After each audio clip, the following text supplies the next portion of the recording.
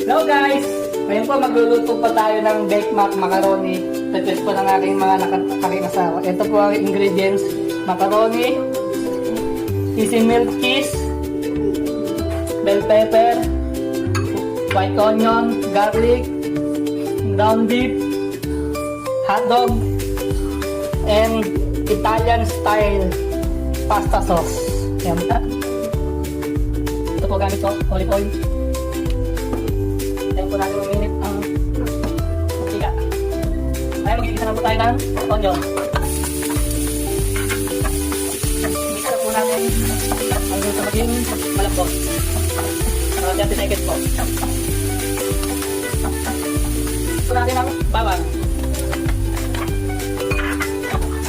Alam po, hanggang palumabot ang aroma ng bawang. Mga 30 seconds din ulit pagigisa. Ayan guys, wala na po ang bawang natin. Sunod na po natin ang ground beef. Ayan po. Igisa lang po.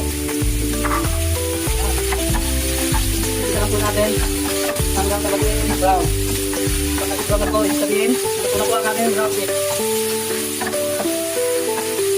Layunin natin kasi dikit-dikit para madaling maluto. Yan. Kita na. Ganyan guys. Brown na. Sunod natin na ingredients. Ang paborito ng mga bata. Hotdog. Kita ulit natin. Hindi maluto yung hotdog. Sabagi guys.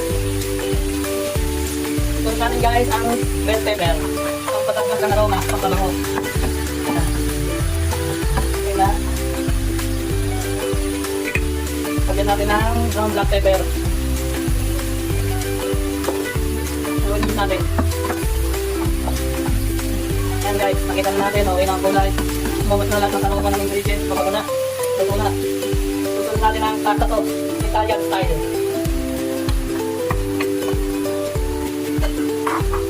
Mix na natin.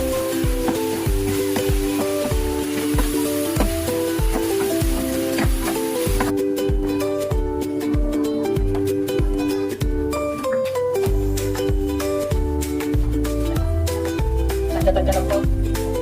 Haluin. Pampalata. Sunod po natin ang easy milk cheese.